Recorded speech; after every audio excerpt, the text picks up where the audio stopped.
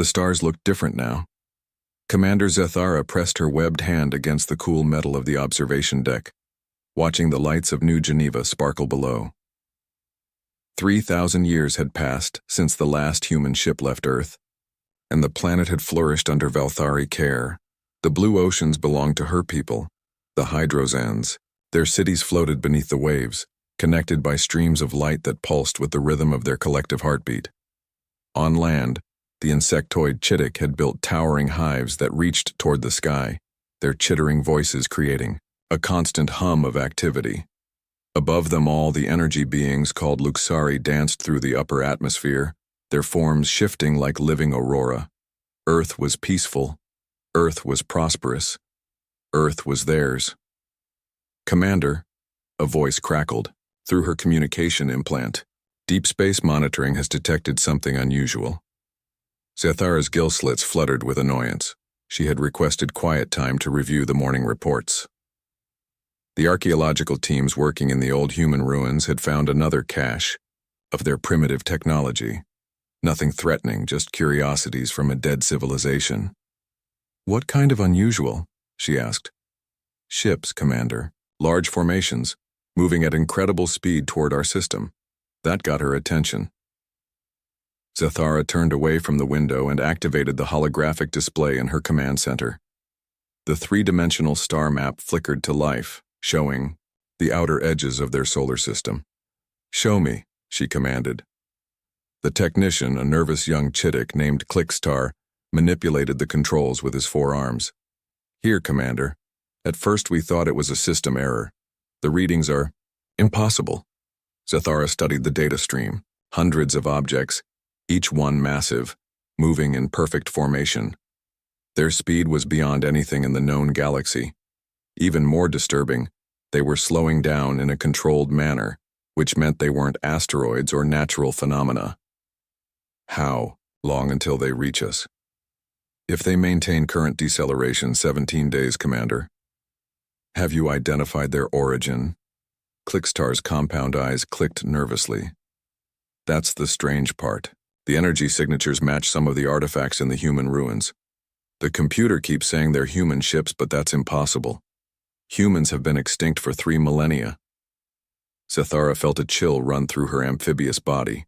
She had studied human history as part of her archaeological training.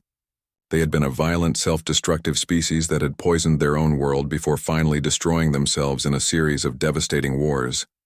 The Valthari had arrived to find a planet covered in ruins and radiation, with no living humans anywhere. "Run the analysis again," she ordered. "Check for errors in the sensor array." "Already done, Commander. Results are consistent." The holographic display updated, showing more detail about the approaching fleet. The ships were enormous, dwarfing anything the Valthari had ever built. Their design was sleek and predatory, like weapons crafted in the shape of vessels. "Send. A message to High Command," Zathara said. "Priority Alpha. We may have a first contact situation." Within hours, the news had spread throughout the system. The Valthari High Council convened an emergency session, with representatives from all 3 species arguing about the proper response. Some wanted to prepare defenses. Others insisted on diplomatic outreach. A few suggested evacuation. Zathara found herself appointed as head of the investigation team. Her expertise in human archaeology made her the obvious choice, though she wished someone else had the responsibility. She spent the next 3 days diving deep into human records, searching for clues about where they might have gone. The official history taught that humans had destroyed themselves, but as she dug deeper into the archives, she found troubling gaps. There were references to Exodus ships in some of the older documents, mentions of colonial preparations, and deep space missions. Most interesting of all, she discovered records of something called Project Homecoming that had been classified at the highest levels of human government. They didn't all die, she whispered to herself in the quiet of her research chamber. Some of them left. The implications were staggering. If humans had survived somewhere in deep space, what had they been doing for 3,000 years? What had they become? On the 10th day, the approaching fleet sent its first transmission. The message was broadcast on all frequencies in perfect Velthari standard language. "This is Admiral Sarah Chen Okafor of the Human Expeditionary Fleet. We are returning to our homeworld. Please respond." The voice was calm, professional, and utterly terrifying in its confidence. Zethara played the message 17 times, analyzing every inflection. The speaker sounded like someone who had never doubted they would succeed in whatever they set out to do. High Command debated for another full day before authorizing a response. The message they crafted was diplomatic, but firm. "Welcome to the Yao Sol system. This planet is now home to 3 billion Velthari citizens. We are willing to discuss your intentions through proper diplomatic channels." The human reply came back within minutes. "Understood. We request immediate meeting to discuss terms for transition of planetary administration. Time is limited." Transition of planetary administration? Councillor Vexrath, the senior Luxari representative, flickered with indignation. "They speak as if this is already decided. Perhaps they don't understand the situation," suggested Chief Hive Mind Zaktor of the Chittik. "They may believe Earth is still uninhabited." Zethara studied the tactical displays showing the human fleet's approach. The ships moved with mathematical precision, their formation never varying by so much as a meter. Whatever these humans had become during their long exile, they had clearly learned discipline. "I recommend we agree to the meeting," she said, "but we do it on our terms, in our space, with our security." The High Council agreed. They would send their finest diplomatic vessel to meet with a single human ship at the edge of the system. It would be a show of good faith while maintaining safe distance from Earth. As the diplomatic mission prepared to launch, Zethara reviewed everything they knew about human psychology and behavior. The old records painted them as emotional, unpredictable, prone to violence when threatened. But those records were 3,000 years old. Who knew what time and space had done to them? The night before the mission launched, she stood again, at her observation window, looking down at the lights of New Geneva. 3 billion souls lived on this world now. The Hydrozans had built underwater cities more beautiful than anything in their species' history. The Chittik had established hive complexes that hummed with productivity and joy. The Luxari had found peace in Earth's upper atmosphere, their energy forms dancing in patterns of pure art. This was their home now. They had made it bloom again after the humans had nearly destroyed it. Whatever these returning humans wanted, they would have to understand that Earth belonged to someone else now. The diplomatic ship launched at dawn, carrying Zethara and a carefully selected team of negotiators. They had 17 different strategies, prepared, from generous relocation offers to firm territorial negotiations. They expected to meet desperate refugees seeking shelter, perhaps a few thousand survivors in outdated ships. What they found waiting for them at the system's edge was something else entirely. The human ship was beautiful and terrible, like a work of art designed to kill. It dwarfed their diplomatic vessel, its hull seeming to absorb light rather than reflect it. Strange energy patterns rippled across its surface, suggesting technology far beyond Velthari understanding. As their ship approached, Zethara felt a growing sense of unease. The humans had been gone for 3,000 years. What had they been doing all this time? She was about to find out. The docking process took 3 hours. The human ship seemed to scan every molecule of the Velthari diplomatic vessel before allowing contact. When the airlocks finally opened, Zethara got her first look at what humans had become. Admiral Sarah Chen Okafor was tall, much taller than the historical record suggested humans should be. Her skin had a strange metallic sheen, and her eyes held flecks of silver that seemed to glow in the dim light. When she moved, it was with fluid grace that reminded Zethara of deep ocean predators. "Commander Zethara," the Admiral said, extending her hand in the ancient human gesture of greeting. "Thank you for meeting with us." Zethara reached out to accept the handshake, following the diplomatic protocols her team had researched. The moment their hands touched, she gasped. The human's grip was like holding a piece of industrial machinery. The hand felt solid as stone, yet warm and clearly alive. "Please be seated," Admiral Chen Okafor said, gesturing to the conference table her people had prepared. We have much to discuss.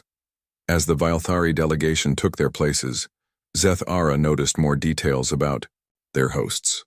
The humans moved with perfect coordination, as if they shared some kind of invisible connection. Their clothing seemed to be made of material that shifted and flowed, adapting to their movements. Most unsettling of all, she could hear a faint, humming sound, as if each human carried some kind of power source inside their body. We understand you have made homes here during our absence, the Admiral began. This was not unexpected. 3,000 years is a long time. Yes, Zethara replied carefully. Earth has been our world for 70 generations. We have built cities, raised families, created art and culture. 3 billion of our people call this place home. Admiral Chen Okafor nodded thoughtfully. The archaeological reports we reviewed suggested as much. Your people have done remarkable work restoring the planet's ecosystem. We are genuinely grateful. The words were kind, but something in the Admiral's tone made Zethara's gills flutter nervously. It sounded like someone thanking caretakers who had looked after a house while the owners were away. However, the Admiral continued, we must now discuss the transition period. We are prepared to offer your people generous relocation packages to suitable worlds within your previous territory. Our xenobiological teams have identified 17 planets that would be ideal for Vilthari colonization. The conference room fell silent. Zethara felt her teammates' shock through their shared communication link. The human was talking about moving 3 billion people as if it were a simple logistical problem. Admiral, Zethara said carefully, I think there may be some misunderstanding. We are not temporary residents here. Earth is our legal home under galactic law. We have occupied it for 3 millennia. I understand your position, Admiral Chen Okafor replied, and we sympathize with it. But Earth was never abandoned by humanity. We left to grow stronger, with every intention of returning. Think of it as a very long military deployment. One of Zethara's advisors, a Chitic legal expert named Krelsen, leaned forward. Admiral, with respect, your species was declared extinct by the Galactic Council. Legal occupation of abandoned worlds is recognized throughout civilized space. Something changed in Admiral Chen Okafor's expression. The politeness remained, but underneath it, Zethara glimpsed something that made her blood run cold. The Galactic Council, the Admiral said softly, operates under the assumption that might makes right. They respect whoever has the strongest fleet and the most advanced weapons. Would you care to compare our current capabilities? Before anyone could answer, the Admiral gestured to one of her escorts. The human stepped forward, and Zethara finally got a good look at what 3,000 years had done to the species. The man was enormous, easily 7 feet tall, with muscles that seemed carved from granite. His skin had the same metallic sheen as the Admiral's, but more pronounced. When he moved to adjust a chair, the metal furniture crumpled like paper in his grip. Sergeant Torres, Admiral Chen Okafor said, please give our guests a demonstration of standard human physical capabilities. The sergeant picked up the solid metal conference table, which had to weigh at least 500 pounds, and lifted it over his head with one hand. He held it there for several seconds, not even breathing hard, then gently set it back down. Enhanced bone density, muscle fiber restructuring, and integrated nanotechnology, the Admiral explained casually. Every human now carries these modifications as standard. The sergeant here is actually below average for our current military standards. Zethara tried to process what she was seeing. These weren't the same species that had left Earth. Evolution, technology, or both had transformed them into something new. Your people have grown, she managed to say. We have adapted, Admiral Chen Okafor corrected. 3,000 years of colonizing high-gravity worlds, radiation-soaked systems, and hostile environments. Humanity faced a simple choice: evolve or die. We chose evolution. The Admiral activated a holographic display that showed star charts of the local galactic region. Dozens of systems were marked with human symbols, connected by lines indicating trade routes and military positions. We have colonized 47 star systems, she continued. Each world presented unique challenges that required specific adaptations. Desert worlds taught us to survive without water for months. Ice worlds enhanced our cold resistance and improved our metabolism. High radiation systems gave us immunity to energy that would kill most species. The display zoomed in on several worlds, showing massive cities and industrial complexes that dwarfed anything in Velthari space. Our smallest colony has a population of 50 million. Our largest holds over 1 billion. We have built an interstellar civilization that spans light years, with technology your people have never imagined. Krelson clicked his mandibles nervously. If you are so successful in space, why return to Earth? Surely you have worlds better suited to your enhanced physiology. Admiral Chen Okafor's expression softened slightly. Because this is home. Every human child learns about Earth in their first lessons. They learn about blue skies and green forests, about oceans full of life, and seasons that change with natural rhythm. We have built paradise among the stars, but paradise isn't home. She stood and walked to the view screen, looking out at Earth's blue marble hanging in space. We also carry a promise, she continued. When our ancestors left, they swore an oath that their children would return. That promise has been kept alive for 100 generations. We are here to fulfill it. And if we refuse to leave? Zethara asked, though she dreaded the answer. Admiral Chen Okafor turned back to them, and her expression was genuinely sad. Then you will learn why humanity survived when so many other species did not. We do not wish conflict, Commander. We have seen too much death in our long journey through the stars. But we will have our world back.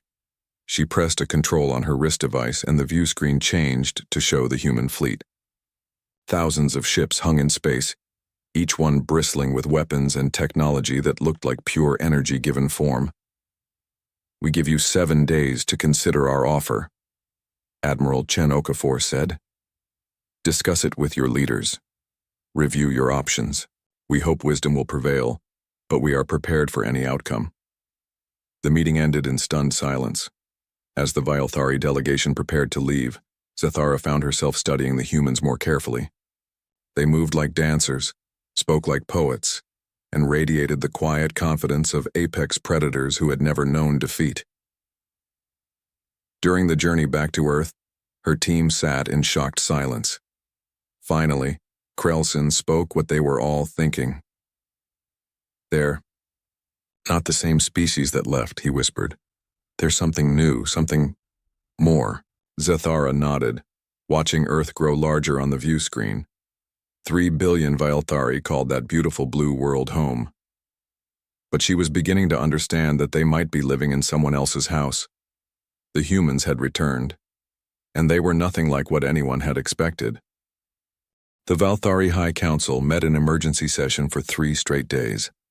Representatives from all 3 species argued, planned, and prepared, while the human fleet waited at the edge of their system. Some called for immediate surrender. Others demanded they fight for their home. Zethara stood before the assembled leaders, delivering her report with growing dread. Every detail she had observed about the humans painted the same picture. They were dealing with beings far beyond their ability to resist. They are not refugees, she concluded. They are conquerors who have returned to claim their birthright. Every scan we have taken of their ships shows technology centuries beyond our understanding. Councillor Vexrath flickered with indignation. 3 billion citizens cannot simply be relocated because some enhanced humans have decided they want their old world back. The legal precedent is clear, Chief Hivemind Zaktor added. This world belongs to us now. We have invested 70 generations in its development. Zethara wanted to agree with them, but she had looked into Admiral Chen Okafor's eyes. Those were not the eyes of someone who would be swayed by legal arguments. I recommend we begin evacuation preparations while maintaining diplomatic contact, she said. These humans do not seem interested in genocide. They want the planet, not our deaths. The debate continued for hours, but it ended when the human fleet began to move. Long-range sensors detected the massive ships entering Earth's solar system in perfect formation. They moved slowly, deliberately, giving the Velthari time to track their approach. It was the movement of someone supremely confident in their superiority. Admiral Chen Okafor sent another message. "We are beginning orbital operations. Please, keep your ships clear of designated zones. We wish to avoid accidental conflict." Within 6 hours, the humans had established complete control of space around Earth. Their ships took positions at every major orbital point, creating a perfect sphere of military control. Any ship trying to leave the planet would have to pass through their perimeter, but they didn't fire a single shot. "It's a demonstration," Zathara realized, watching the tactical displays. "They're showing us they could destroy our orbital infrastructure anytime they choose, but they're choosing not to." The first human landing craft appeared 12 hours later. Unlike their massive warships, these vessels were smaller, more elegant. They descended toward Earth's surface like falling stars. Too fast and too graceful for any technology the Velthari understood. The Chittick tried to intercept them with ground-based defenses. Their missile systems locked onto the incoming craft and fired their most advanced weapons. Zathara watched in horror as the human ship simply absorbed the missile impacts without even slowing down. "Their hulls are adapting," the weapons officer reported in disbelief. "The armor is learning from each hit and becoming resistant." The landing craft touched down in 17 locations across Earth's surface. Each landing was followed by the emergence of human soldiers who moved with impossible speed and coordination. These weren't the enhanced specimens from the diplomatic meeting. These were something far more dangerous. Zathara got her first look at them through surveillance feeds from New Geneva. The humans wore armor that seemed to be alive, shifting and flowing as they moved.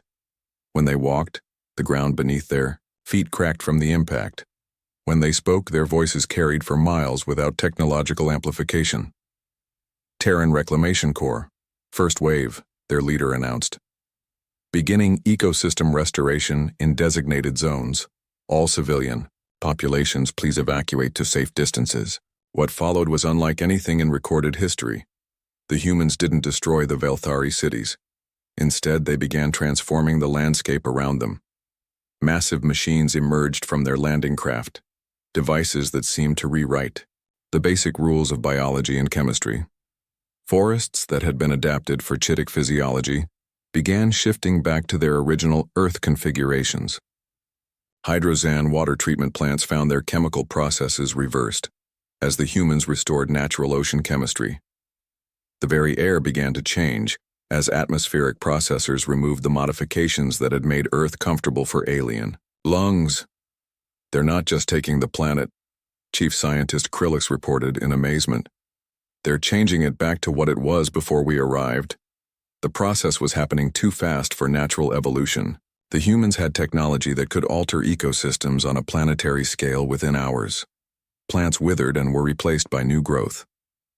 Water composition shifted. Even the soil itself began changing color and texture.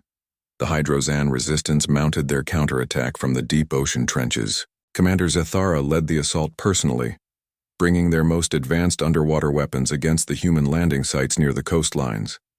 They discovered that humans had anticipated this response. As Zathara's forces approached the first human position, they encountered soldiers who moved through the water like born predators. These humans had been modified for aquatic combat, with gill-like slits along their necks and webbed appendages that cut through water faster than Hydrozan swimmers.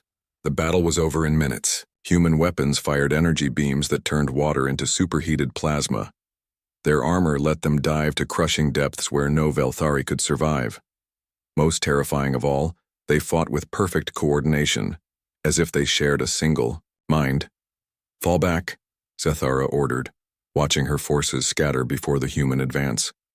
"All units, fall back to deep positions." But there were no safe, deep positions.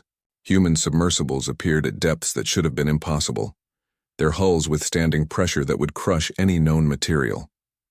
They moved through the deepest trenches, like they owned them. High in the atmosphere, the Luxari faced their own nightmare. They had tried to use their energy manipulation abilities to disrupt human technology, confident that their mastery of electromagnetic forces would give them an advantage. Instead, they encountered humans who had learned to weaponize thought itself. The psychic battle created aurora displays visible from Earth's surface, as energy beings clashed with human minds that had been enhanced beyond normal limits. But the Luxari collective consciousness, which had always been their strength, became a weakness against opponents who could turn their shared thoughts into weapons. Within days, it was clear that resistance was hopeless. Every Vilthari strategy was anticipated. Every weapon was countered. Every defensive position was bypassed or overwhelmed. But the humans still weren't killing them. Civilian evacuation ships will be permitted to leave designated zones, Admiral Chen Okafor announced. Transport to our prepared relocation worlds will begin immediately. We recommend compliance for your own safety. The evacuation became a flood. Millions of Vilthari packed into ships, heading for the 17 worlds the humans had offered them. Those who remained found themselves living in increasingly alien environments as Earth's transformation continued. Zathara stood in her command center, watching her underwater city slowly become uninhabitable as the humans restored natural ocean chemistry. Her people were already beginning to suffer from the changed water composition. Soon they would have no choice but to leave. Commander, her communications officer called. We're receiving a personal message from Admiral Chen Okafor. The human appeared on the main screen, looking as calm and professional as ever. Commander Zathara, I understand you are leading the remaining resistance elements. I want to speak with you directly. What do you want to say? Zathara replied.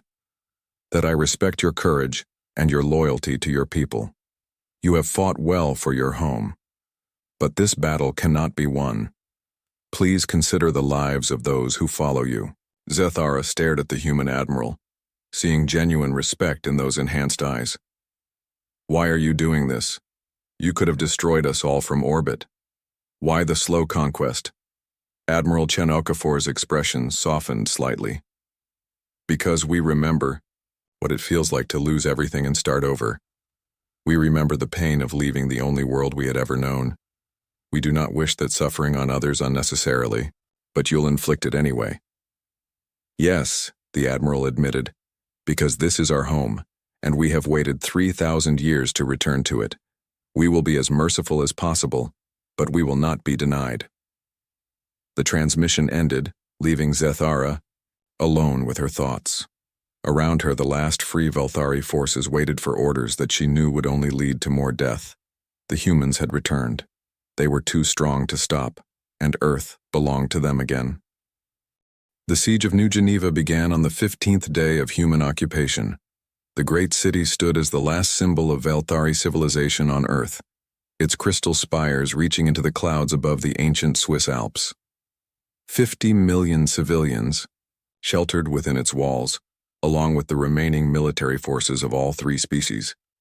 Zathara stood on the command tower's observation deck, watching human forces surround the city. They moved with mechanical precision, establishing a perfect perimeter that sealed off every escape route. But they weren't attacking. They were waiting. What are they doing? Asked General Vokhtar, the Chittic military commander. His compound eyes tracked the human positions with growing frustration. Why don't they simply overwhelm us? Because they want something, Zathara replied, studying the human formations through her tactical scope. This isn't about conquest anymore. They could have taken the city by now. Her answer came 3 hours later when massive drilling equipment began emerging from human landing craft. The machines were unlike anything in Vilthari technology, boring into the earth with beams of energy that turned solid rock into vapor. They're digging, reported Chief Scientist Krillax, directly beneath the city center, going deeper than our foundations. The drilling continued for days. Human excavation teams worked around the clock, their enhanced bodies never seeming to tire. They dug with purpose, following some predetermined path that led straight down through layers of stone and metal. On the 3rd day of digging, they found what they were looking for. Dr. Marcus Webb emerged from the excavation site like a man returning from prayer. The human archaeologist moved with reverent care as he supervised the removal of artifacts from deep beneath New Geneva's foundations. Admiral Chen Okafor arrived personally to oversee the operation. She stood at the edge of the dig site, watching, as her people brought up containers that glowed with soft internal light. The Genesis Archive, she announced over the communication channels, the cultural and genetic heritage of humanity, sealed away before our ancestors left Earth. Everything we were, everything we hope to become, stored in quantum crystal matrices that have waited 3,000 years for us to return. Zethara felt a chill run through her amphibious body. The humans hadn't just come back to reclaim their planet. They had come back to reclaim their souls. "Commander?" Admiral Chen Okafor's voice came through the communication system. "I request a meeting.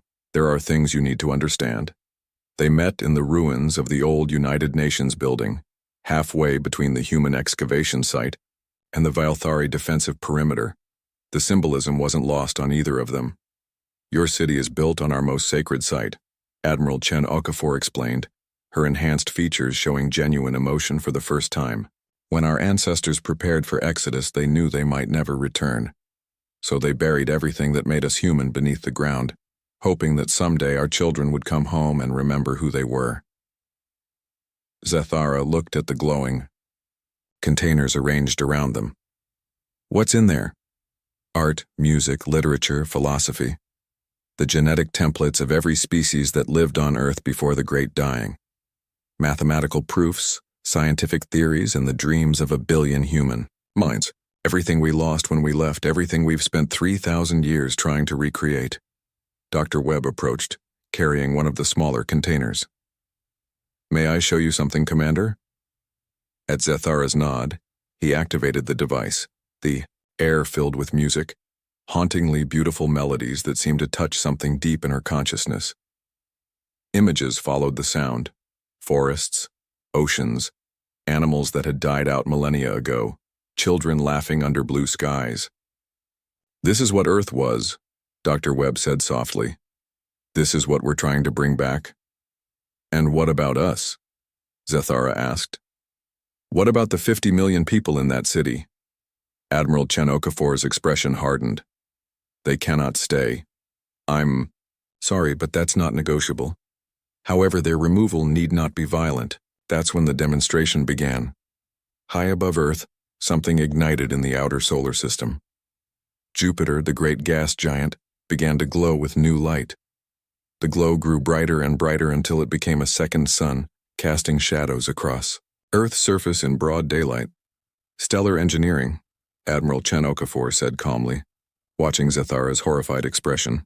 "We're converting Jupiter's atmosphere into a temporary fusion reaction. Don't worry. It will burn out in a few hours. But the process demonstrates our capabilities." Zethara stared at the new sun blazing in the sky. These humans didn't just have advanced weapons. They had technology that could manipulate stars themselves. "Why show me this?" she whispered. "Because I want you to understand that resistance is not just futile, it's unnecessary. We don't want to destroy you. We want to give you something better than what you have here." The Admiral activated a holographic display showing the 17 worlds humans had prepared for Valthari relocation. Each planet had been carefully terraformed to match the specific needs of all three species. Ocean worlds for the Hydrozans, hive-ready continents for the Chittic, energy-rich atmospheres for the Luxari. "These worlds are not consolation prizes," Admiral Chen Okafor continued. "They are gifts. We have spent decades preparing them, using technology and resources that dwarf anything your people have ever possessed. Each world is better suited to your species than Earth ever was. Then why do you want Earth back?" "Because it's home," the Admiral replied simply. "Because our children dream of blue skies and natural forests. Because we made a promise 3,000 years ago and promises matter." The temporary star faded as Jupiter's atmospheric reaction burned out, but its message was clear. Humanity had become something that treated solar systems as construction projects. Inside New Geneva, the Valthari leadership finally faced the truth. Chief Hive Mind Zaktor was the first to speak the words no one wanted to hear. "We cannot win this war." "They turned a gas giant into a star," General Vaktar said, his voice hollow. "For a few hours just to make a point. What else can they do?" The answer came from their own intelligence reports. Human colonies throughout the galaxy had been sending ships toward Earth, carrying millions of settlers ready to rebuild their ancestral home. The fleet in orbit was just the advance force. The real colonization fleet was still coming. How many? Zethara asked. Conservative estimates suggest 200 million humans in the first wave, Krillix reported, with more following every year until the planet reaches its optimal carrying capacity. The numbers were overwhelming. Even if the Vilthari could somehow defeat the military forces, they would face an endless stream of human colonists, each one enhanced beyond natural limits, each one carrying technology that made Vilthari science look primitive. But the most devastating revelation came from the human archaeological teams. As they excavated the Genesis archive, they discovered that Earth's natural ecosystem under Vilthari management wasn't natural at all. "They've been using our own restoration work against us," Dr. Webb announced. "Every forest you replanted, every ocean you cleaned, every mountain you rebuilt. You were unknowingly following the original Earth template stored in the archive. You've been preparing our world for our return for 3,000 years. The irony was perfect and horrible. The Vilthari hadn't just been occupying Earth. They had been caretaking it, maintaining it exactly as humans would want it when they returned." As night fell over New Geneva, Zethara made her decision. She activated the emergency communication system and sent a message to all Vilthari forces. "This is Commander Zethara. I am ordering a general ceasefire. All units, stand down and prepare for evacuation orders." The response was immediate and emotional. Some called her a traitor. Others begged her to reconsider, but most simply acknowledged the inevitable. "Commander," Admiral Chen Okafor's voice came through the communication system. "You have made the right choice." "Have I?" Zethara asked. "Or have I just surrendered 3 billion people to exile?" "You have saved 3 billion lives," the Admiral replied, "and given them a chance to build something new and better. That is the choice of a true leader." As the last human excavation teams emerged from beneath New Geneva, carrying the final containers of the Genesis archive, Zethara understood that this had always been inevitable. Earth belonged to humanity not because they were stronger, but because they had never truly left it behind. The archive contained their dreams, their hopes, and their unbreakable connection to the blue world that had given them birth. 3,000 years in exile had only made that connection stronger. The humans had returned. They had grown too strong to stop, and Earth was calling them home. The challenge came at dawn on the 20th day. Commander Zethara stood in the ruins of the old United Nations Plaza, watching the sun rise over a world that was no longer hers. Around her, the last Vilthari military units prepared for evacuation, while human restoration teams continued their work of reshaping the planet. "I invoke the right of final contest," she announced, her voice carrying across the plaza through amplified speakers. "Single combat between champions, with terms to be set by the outcome." The human response came within minutes. Admiral Chen Okafor herself appeared at the edge of the plaza, flanked by her enhanced soldiers. But she wasn't smiling. "Commander, this is unnecessary," the Admiral said. "The evacuation is proceeding smoothly. Your people are already establishing new homes on the worlds we've prepared. Why risk lives on ceremonial combat?" "Because my people need to see that we fought to the end," Zethara replied, "and because I need to know if there's any chance, however small, that we might still call this world home."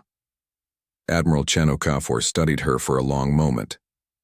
"What are your proposed terms? If my champion wins, you withdraw your forces for 100 years, allowing us time to evacuate peacefully on our own terms. If your champion wins, we surrender immediately and accept your relocation program without further resistance." The Admiral nodded slowly. "And who will serve as your champion?" Zethara straightened her shoulders. "I will. And ours will be Dr.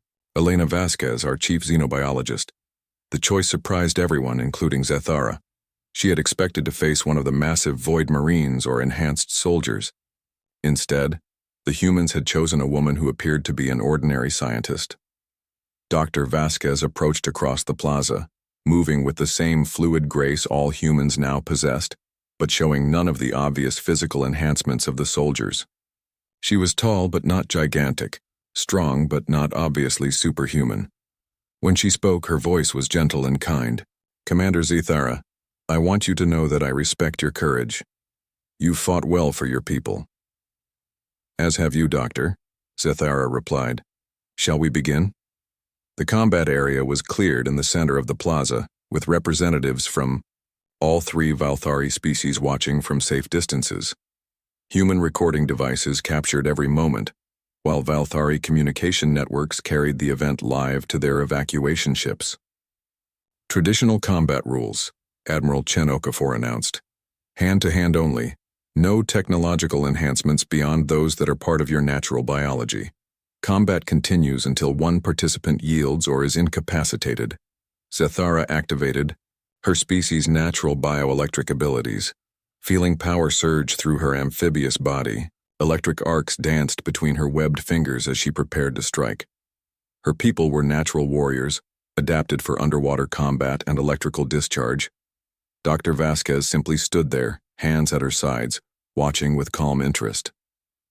Zethara struck first, moving with the lightning speed of a deep ocean predator. Her electric discharge would have stunned any Valthari opponent, but Dr. Vasquez simply absorbed the energy, her skin glowing briefly as it dissipated the electrical attack.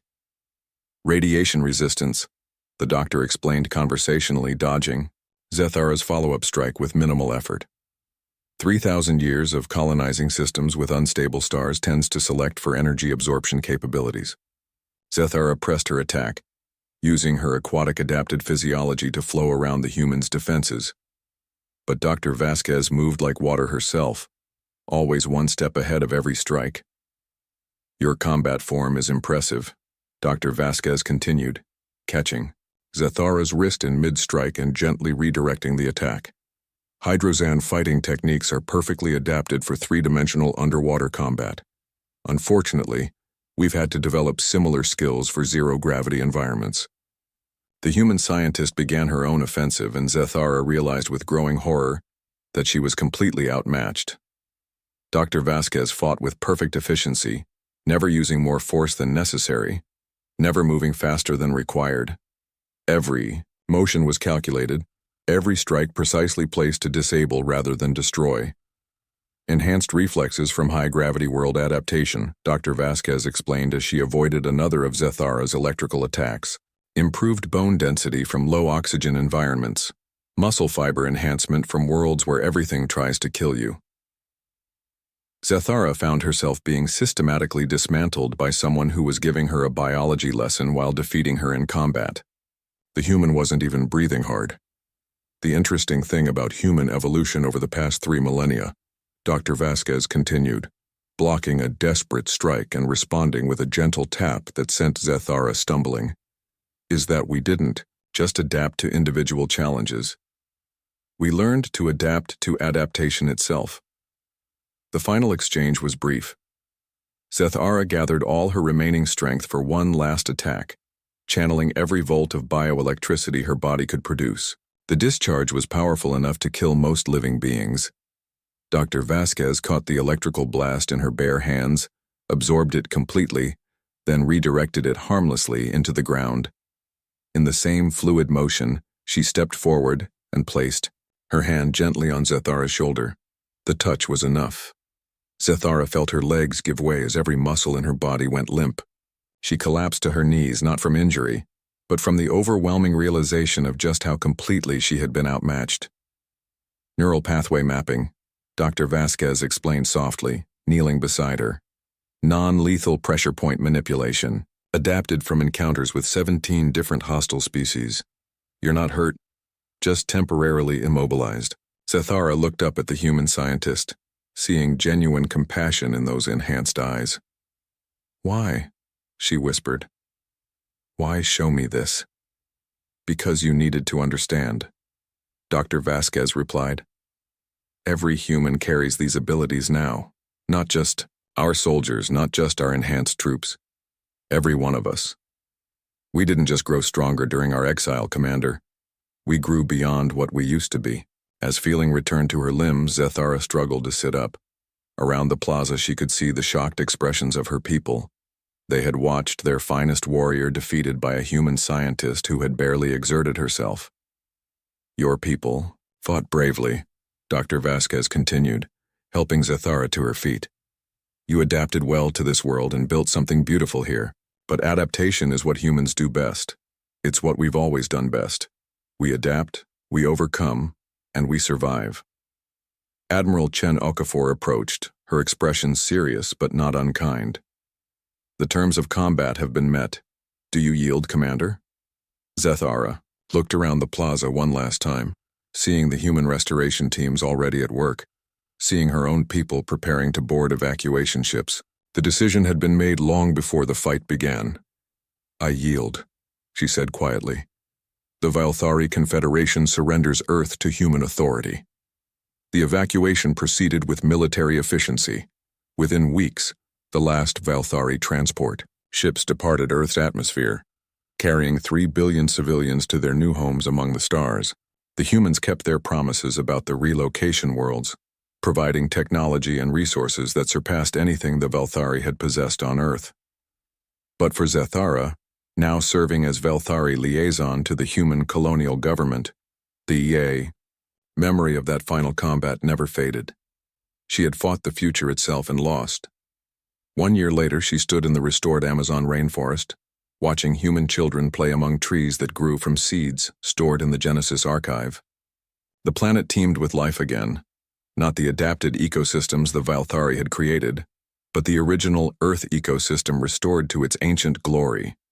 Admiral Chen Okafor joined her on the observation platform, looking out over the green canopy that stretched to the horizon. Do you regret it? The Admiral asked. Zathara considered the question. Her people were thriving on their new worlds, building civilizations that surpassed anything they had achieved on Earth. But this world, this beautiful blue marble, would never be theirs again. No, she said finally. You were right. This is your home. It was always your home, even during the long exile. We were just keeping it safe until you could return. Admiral Chen Okafor removed her helmet, revealing features that still carried the scars of humanity's ancient exodus. She was older than she looked, one of the children who had left Earth 3,000 years ago and lived to see its reclamation. We kept our promise, she said softly. We came home. We just needed time to become strong enough to keep it. Above, them human ships continued to arrive from distant colonies, carrying millions of settlers eager to walk on the world their ancestors had dreamed of. Each ship brought new stories of human adaptation and survival, of worlds conquered and challenges overcome. The humans had returned to Earth. They had grown too strong to stop, and in their strength, they had found their way home at last. In her final report to the Galactic Council, Zathara wrote simply, Humanity has returned. They are not the species that left. Consider this both a warning and an opportunity. They offer partnership to those who accept their strength, and they keep their promises to both enemies and friends. The age of human expansion has begun. The blue world turned in space, alive with the dreams of a species that had traveled to the stars and found their way back to where they